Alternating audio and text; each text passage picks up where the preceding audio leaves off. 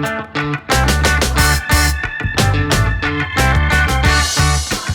are so back, and now there's a baby. This is Louisiana versus all y'all's Recruit That Boot. I'm Jet Roser. He's Sam Spiegelman.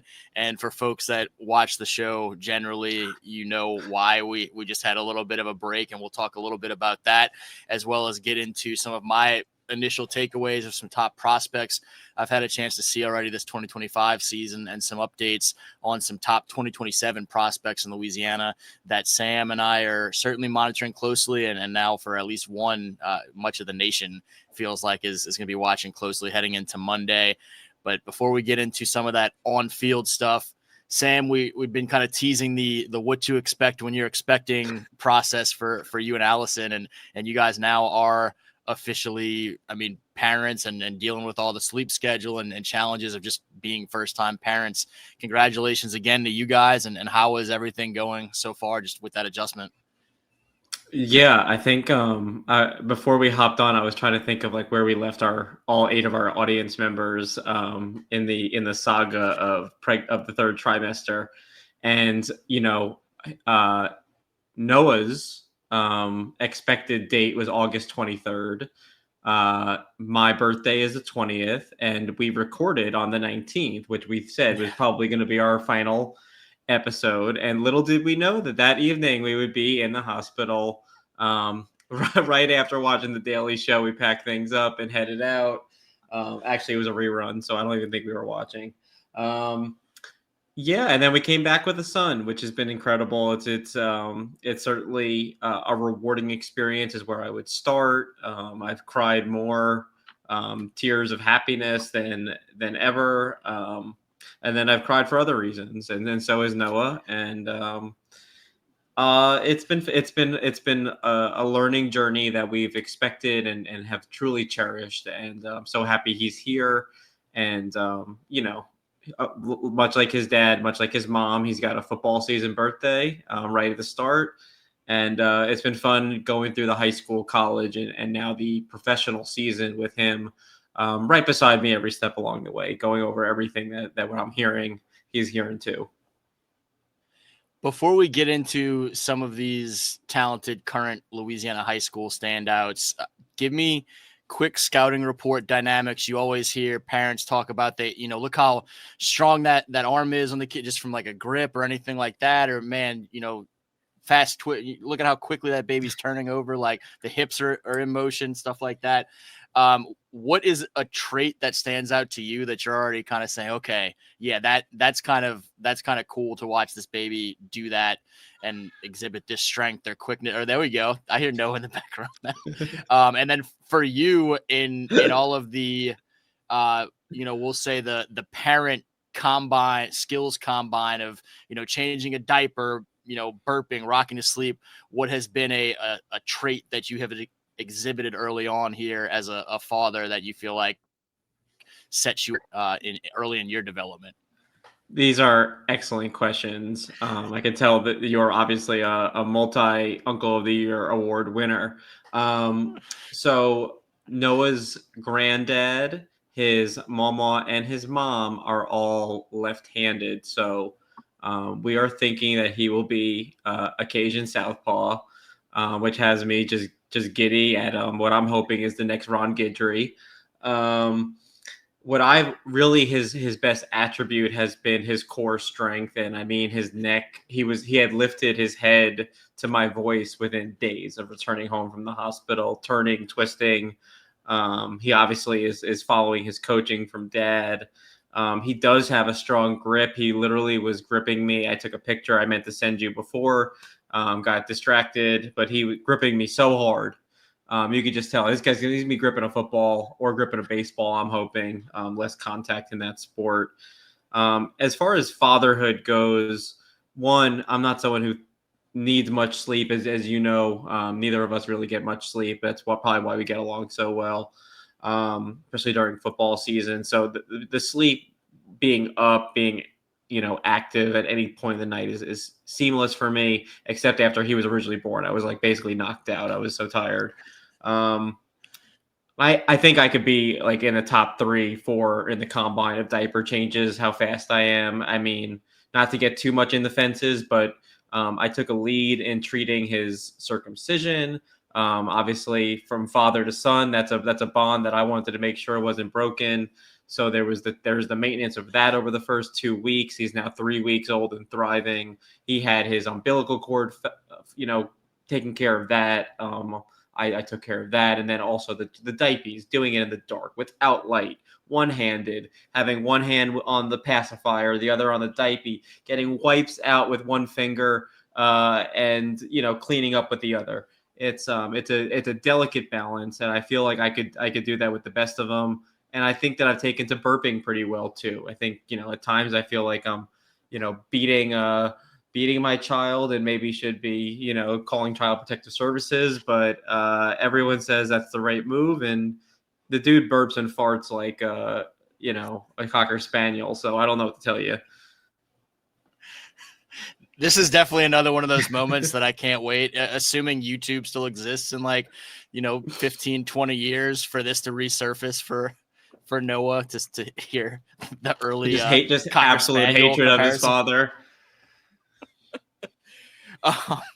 So awesome. As we've talked about with so many prospects, it's great to see some of those early flashes, and now you just want to see that consistency from you and some of the diaper changes and the burping and whatnot moving forward, and just continue to make more and more of a routine of that as your development continues. But let's get into some of the Louisiana high school stuff. And I guess I'll start first by asking you, what have you had a chance to kind of glean early on from afar, not being able to get out to some sidelines yet? Just, has anything, not including some of the recruiting developments that we'll get into at kind of the tail end of the show, but just the initial reactions to Louisiana high school football, any big outcomes or big performances or anything that have made their way across the Spiegelman desk just yet? Yeah, I think a lot of college coaches are talking about the start to the season for two of LSU's 5-star defensive linemen, Lamar Brown and Big Rich Anderson. Lamar Brown over the first 2 weeks playing largely on the offensive side of the ball, but it's some of the filthiest tape you've seen in the country over the past 2 weeks. And, I know that he's excited to play defense, get more snaps this season, and they're coming. They're going to, U-High looks poised to make a serious run this year. Lamar has been off to, looking like the number 2 player in the country going into his senior season now into it. Same with Big Rich Anderson, just absolute chaos for Edna Carr against Baton Rouge Catholic. They're going to be against this American Heritage team and going against Diabell, one of the best passers in the country. And I can't wait to watch that on TV. Seeing Big Rich go against a really formidable quarterback that can move and is really athletic, and a little taste of what he's going to get in the SEC, these LSU-Texas battles over the next couple of years. I know that you were able to see Ahmad Hudson. People across the country are talking about Ahmad and the start to his junior season at Ruston. I know you and I can recall seeing him as a freshman there at Tad Gormley, and it looked a lot like a deer in the headlights. Big and goofy and extremely athletic, but maybe 1 or 2 targets a game. Seeing what he is now, so polished, so explosive, coming back to the football, making plays after the catch, showing his range, showing his toughness to make catches on the perimeter in the middle of the field, extending plays after the catch. I mean, I spoke to a coach and I said, for all that Trey'Dez Green was, coming out as a senior, coming out of Zachary, what we saw in that state championship game, I think that Ahmad is actually a step ahead of Trey'Dez at this stage, and the sky is just absolutely the limit for this young man. That's similar to what I told our buddy Sean Fox up there in the Monroe area. Thankfully he brings us on sometimes on his radio show, but I think it was the last time I chatted with those guys and was asked kind of what stands out about Ahmad, who would you compare Ahmad to? And I think Trey'Dez, for us right now, for any big athletic tight end kind of hybrid pass catcher, that's going to be the kind of modern comparison in this run of a couple years. And that Trey, was just getting to football really at this point, whereas Ahmad, we've been watching his development from that point as a freshman, where it was kind of, you say deer in the headlights, or like a little like baby giraffe, baby gazelle type energy, where it's just kind of still kind of getting the hang of how tall and long he is in that setting, was, for me, seemed more impressive with more consistency on the basketball court early on, and in both sports has continued to progress to a point where Friday night we're watching, just as we saw in his super impressive camp performance at LSU in June, there was a play for his first touchdown of the season on Friday night where he's got a defender covering kind of tightly, but his quarterback, Sam Hartwell, knows he's got a height advantage out there with number 6. And Ahmad goes up leaping and twisting out toward the sideline, makes the catch, and then accelerates away for another 40 yards or whatever it was, and ends up with like a 60-yard touchdown on it. And then had a great touchdown down around the goal line where he was able to create some early separation. But he was an all-state kid as a sophomore tight end, and looks that much better this fall than he did last fall. And so as that trajectory continues, he is a nightmare for opposing DBs, certainly at the high school level, and looks like he's going to be someone who is incredibly gifted at the next level as well, and a handful to deal with. Yeah, I mean, it's been talked about a ton, how seamlessly fantastic basketball players are to the tight end position, which is usually not as easy to scout as you think. We've seen a lot of really pretty, athletic, mobile, athletic tight ends not really make it even on Saturdays, let alone Sundays. But there are certain traits that usually translate. And, when you think about great basketball players turned to tight ends like Tony Gonzalez and Antonio Gates. I mean, that's what Ahmad is. He's a big power forward center, and it's easy to loft him the ball and with a bunch of arms into the paint, and he's able to matriculate and maneuver pretty seamlessly. He's everything comes really easy to him, and we talk about it with every position. But generally, when you're able to see the steps that these young athletes take year to year, like Ahmad, and the spotlight has been on him, so it's so amplified. He has stepped into it and completely, continued to ascend, and that trajectory is through the roof right now. Watching what he's doing against Acadiana, which knows exactly who the ball is going to. They are well coached. They're tough. They're physical. They have speed. Everyone knows where the ball is going, and Ahmad is ready for that. And I'm super excited. I have a feeling that I guess it's been 2 years in a row. I got a hunch that we might be seeing Ruston down in the Dome for a third year in a row this December, Jarrett.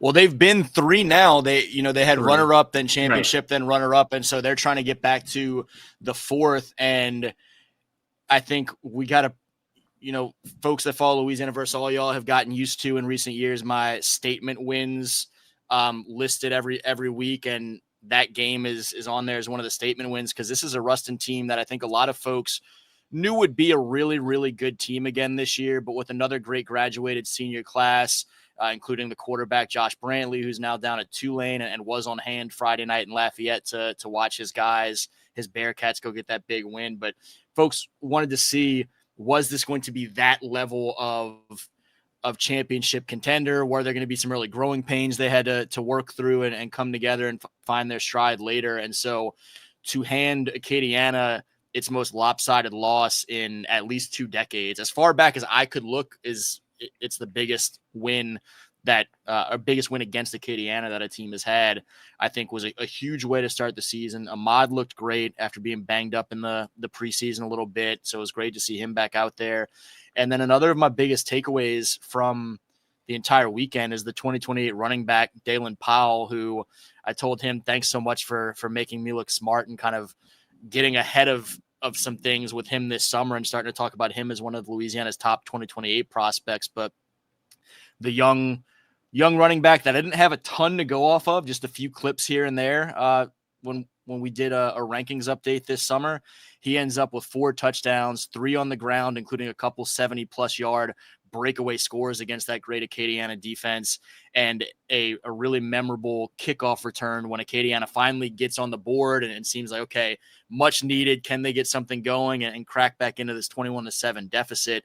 And then Powell kind of backtracks over a little bit, picks up the ball, and goes, I think it was 88, 89 yards to the house for a touchdown there. And so as much as Sam Hartwell and company look like, okay, they're going to be able to move the ball through the air a little bit this year, find Ahmad Hudson, they've now got a young running back for this year and the next 3 years that looks ready to roll and be someone that we need to be watching closely here sooner than later.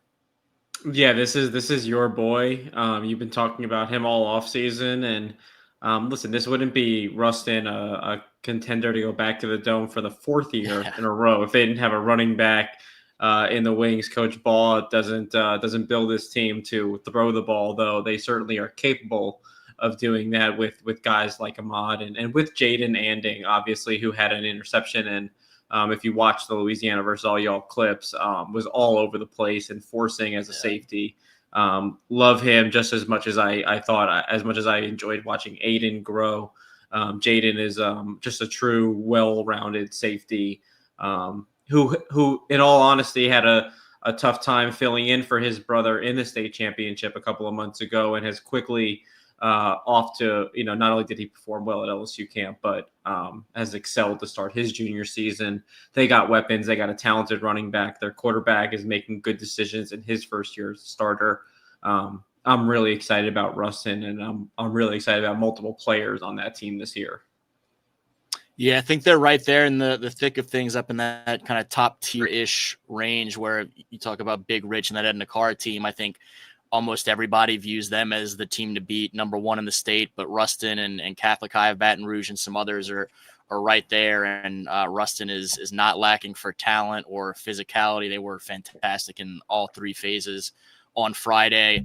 I mentioned it being the biggest loss that an opponent was able to hand to Acadiana in 20 years. It was the first time Friday night in right about 20 years that Karen Crow had the opportunity to get the best of STM. And because of that game taking a little bit longer than that Rustin Acadiana game, I was actually able to scoot over and catch the last 5 minutes of a historic win for the Karen Crow Bears, where another guy that we've talked about a bunch on this show, Chance Babineau, the all-around athlete for Karen Crow, had a huge interception return for a touchdown in the first half. That was about 70 yards, and then had the game-sealing interception in the end zone at the very end of the game for that 30-27 victory. And just what I had a chance to watch of him on the final drive was really impressed with what he was doing at cornerback. Coach Gavin Peters mentioned, kind of smiled or laughed a little bit. Hey, didn't it turn out to be a pretty good decision to work Chance over there as much as we love him catching the ball, which he did as well. But Chance continues to, wherever you put him on a football field, continues to show that he's going to make some plays. And what a get for Nicholls State. We talked about his commitment, before we went on paternity leave there a few weeks ago, but Chance Babineau, fantastic for the Golden Bears as usual. Just one of those great, in-state athletes who, has already, for the last 3 years, has already proven that he's one of the best high school football players in the state of Louisiana. He has played various positions on both sides of the ball, and unsurprised but happy to see that Nicholls wouldn't let him leave the state of Louisiana. To me, not to take anything away from the Southland Conference favorites, always in my opinion, but where's Louisiana Tech? Why didn't Tulane take a look at him? Why didn't UL offer him? He's a talented kid that I'm happy is not leaving the state. I'm happy he's going to play on Saturdays. Just think that he has an opportunity to be seen by more eyes, and could possibly play it at a higher level.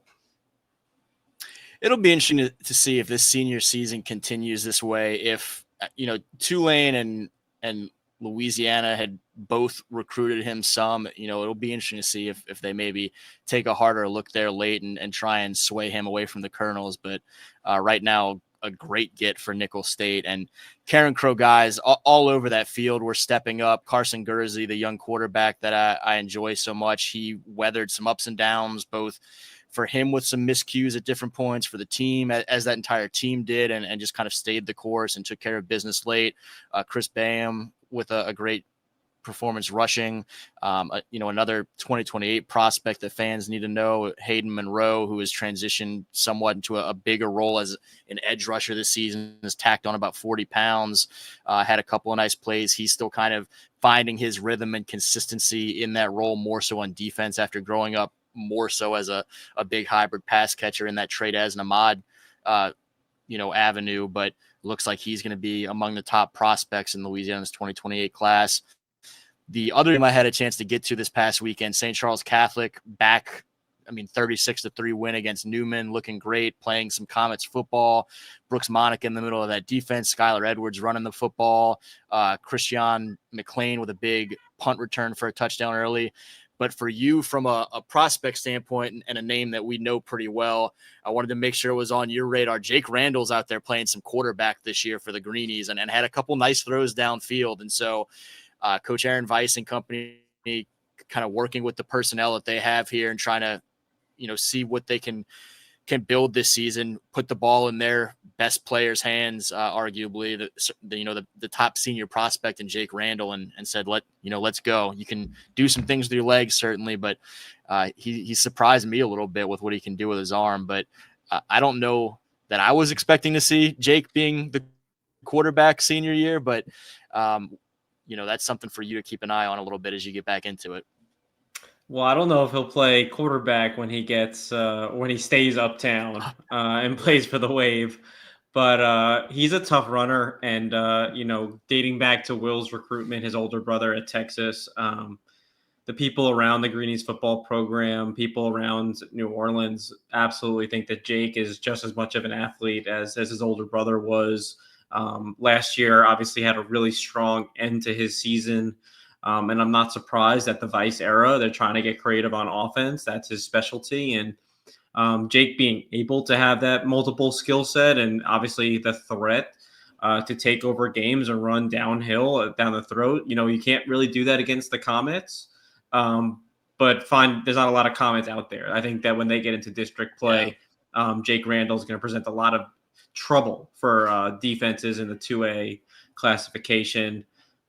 Great to see the boys from Laplace back finding their groove. I think last year in the elevator, Coach Wayne Stein was having a tough time being a spectator for 2 or 3 days in the Superdome. So I don't know if we're going to have to put him through that torture this year again. And happy to see that Jake Randall's off to a good start. Would love to see the Greenies and what the future holds for the rest of this season, given with Jake Randall's position changes this year. I texted you and Josh Preston Thursday night as I was heading back out of the stadium down there in Laplace that I got a great pregame high five with Coach Stein, and it kind of snapped me officially into football season, ready to go, rock and roll. And St. Charles looks like they're going to be really, really good in that Division II select mix. And I do agree that I think Newman's going to bounce back, and when they're not going against everything that St. Charles Catholic can throw at you with all of their numbers and their great conditioning and the experience of this group that kind of took some lumps in 2024, I think Coach Weiss and company are going to kind of find their way and still be a factor in that D3 select group here by the end of it. But looking forward to obviously all of those teams continuing throughout the season and getting to some more big games this week. But let's kind of wrap up talking about some more of this recruiting stuff. And we talked a bunch about Ahmad Hudson already. You have a new pick in, a new prediction in for him to stay home and end up with LSU. I started to feel more confident about that since Friday night, talking to him after the game. And when I asked him if he had a chance to watch that Clemson game for LSU and Trey-Dez getting into the end zone and all those things, his excitement to watch what they're doing with Trey-Dez Green and how they're utilizing him.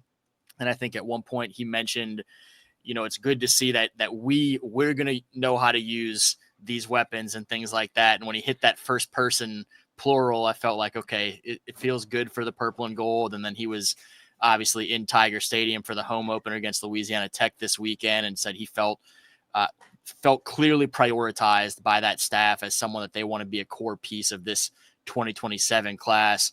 What has been kind of your takeaway watching his recruitment develop and what has made you confident about the Tigers positioning for him, knowing that Nebraska and others have really prioritized him quite a bit as well? Yeah, to me, Nebraska is probably running second here. I know that A&M really loves Ahmad Hudson, but to me, I think he'll be back in town again this weekend for the big Florida game. So 2 visits in as many weekends. He's a legacy target. He's been at the top of this board for this staff, who I think is maybe their top priority in the state for next year. Seeing the way that he started his junior season. Coach Alex Atkins was on the phone with him as they drove down from Lafayette to Baton Rouge, making sure that he was in town for the home opener. You mentioned it, but he's been a fan of this LSU offense, even dating back to last season, and he's been on campus so many times. That includes in the spring getting a look and then lighting up camp in the summertime. They may not be pushing the hardest, but I think they're up there. I think they're pushing just as hard as Nebraska, just as hard as A&M. And the level of communication from guys like Alex Atkins, like Joe Sloan, from Brian Kelly, I think that they've just made it very clear that he's wanted in Death Valley. I think it'll be very hard for him not to stay home, and he'll have a decision before his senior season. No rush, but he says it's already on his mind. You can already see the contenders forming at the top. Like we said, Nebraska, A&M, LSU. He'll take his OVs. Again, much like Lamar Brown, much like Big Rich Anderson, he is too good of a prospect for LSU to let leave the state. And right now they've got their marbles in the right spot with this blue chip tight end. He was the first in-state prospect that LSU offered for this 2027 class. Feels like forever ago now, and they've stayed on him throughout. He's been very vocal about the fact that he wants to try and play both sports in college. He was vocal on Twitter this week about the fact that, NIL stuff is great, but he wants to prioritize going to the place that is going to develop him the best. And that sort of mentality has certainly boded well for LSU with some of these Louisiana guys in recent recruitments. And they've had an awful lot of success mining some of that great talent coming through Ruston right now with, Ahmad Bro and Aiden Anding, and now looking for potentially Ahmad Hudson and Jaden Anding and company. One decision we will not have to wait much longer for. Another, priority in this 2027 class, not just for LSU, but for programs from coast to coast. Peyton Pop Houston announcing this past Friday afternoon that he would be sharing a commitment on September 15th. So this coming Monday. LSU certainly in the mix of that. USC we talked about with him before, Oklahoma, Texas A&M, Texas, Georgia, some others. Miami has been in the mix with him, but it's about to be decision time, maybe even earlier than we realized. We felt like it was happening before the end of this calendar year for sure, but it's going to happen right on the heels of this week 2 action. And I think we're kind of in a similar mind frame. If I'm, I don't want to get too ahead of myself and assume where you're at, but I feel like the Sooners are as well positioned with him as anyone right now. I certainly don't know what the news is on Monday, but that's been as much of my from afar vibe to try and kind of pick out of some of this as much as I can, I guess. Well, I guess we should have had more of a pre-production sit down, but yes, I logged my pay prediction for Oklahoma this morning. There's Noah. I don't know if you hear him. He's just trying to recite all the intel we've gathered. I don't know if Noah's saying yes, I agree, Oklahoma, or if Noah's saying not so fast, my friends. He's coming in with a curveball. He's getting the headgear out. So myself, my colleagues, we logged USC prediction in July after Booby Feaster committed to the Trojans, after Pop not only was offered by Lincoln Riley, but had a private workout out there in Los Angeles. And for, I think, the length of the summer, USC had been buzzing at the top. And over the last 2 weeks, and that includes during a lengthy hospital stay for Noah's birth, received a couple of texts and interesting notes that, hey, LSU is in this race. Keep an eye on the Tigers. They're not going down very easily. And on the week so this was Friday. So last Monday, I was able to put out that LSU buzz, and then Pop put out his commitment date to check in with a couple of sources who not only confirmed that LSU was in this maybe top 2, but Oklahoma, not USC, had been the team that is now buzzing at the top, and that he was more likely to stay close to home, stay in the SEC. And I think after visiting Oklahoma this weekend, that really kind of cemented where the Sooners stand going into the 15th. There's a lot of confidence in and around Norman. And with that being said, LSU is not out of this race right now. My pick reflects what is, if a decision was made on September 9th or 10th, I like where Oklahoma stands, but LSU has closed ground quickly. They were probably running 3rd or 4th at the beginning of the summer and are now in the top 2. I'm curious to see how this weekend goes. Obviously, we know that Frank Wilson and Joe Sloan have been recruiting Pop Houston and his family for several years. Relationships matter. I think I think LSU views him as the best quarterback in the state for 2027. And I think if that message is translated in a certain capacity, this could be all they need to rear up the decision. But in speaking to some Shreveport sources just today, it did sound like a decision was already made. And with that being said, the intel points to Oklahoma with some room for shakeup this weekend as he heads back to Baton Rouge one last time before his decision. Oklahoma was, I mentioned before, I mean, a program that was one of the early programs that was being heavily associated with Pop as his recruitment was initially picking up. And I know there's a lot of admiration for the way that they do things up there in Norman and the track record that they have. Even, people will look at the success under Lincoln Riley of producing some great quarterbacks and him now being at USC, but there were great quarterbacks that went through that place, before Lincoln was there, and they're doing a hell of a job right now with Ben Arbuckle and John Mateer and the way that they're starting this season. And so there's certainly a lot to like there. And I think there's a lot of mentality similar to what we talked about with Ahmad, where Pop and his family want to find the place that is the best fit and the place that is going to best develop him to be the highest level of college football player and the highest level of NFL prospect that he can be. And so there's a lot to like certainly about that Oklahoma opportunity. But at the same time, LSU has always been more in the thick of things with the Houstons than it has seemed to the sense publicly has seemed to be for a lot of folks. I think because of some of the early offers from some of these out-of-state programs and how much that they pushed, that people wondered about LSU maybe not being as involved with him. LSU has loved Pop and the way that he's developed, and I know that there's been a ton of appreciation from the Houstons of the way that LSU goes about things, the way that Joe Sloan in particular handles things and is showing that he can help develop quarterbacks the way that he has with Jaden Daniels and now the strides that we're seeing from Garrett Nussmeier. And so I'm super interested to see how all this goes. He's obviously somebody that we've viewed as a pretty special player, not just the high school level, but with what he can bring to a college. And so I can't wait to see what exactly the news is there on Monday. And the closer we get, the more likely I think I get to saying, you know what, it's time to get up to Shreveport and go be there in person for it. So I might be hitting the road early on Monday morning to try and see in person what the news is. Well, then we might have to do a special Monday afternoon podcast from the 318, and then I can give you the top 5 of hyperbolic, exciting ways that Denny Duran described Pop Houston, because they are incredible. I don't disagree with any of them, but nobody, and I told it, nobody can tell a story like Denny Duran, and he lives up to his reputation. And I'm so excited for Pop to announce his decision so that I can publish this story that talks about these Avenger-esque traits of Mr. Houston. Excellent.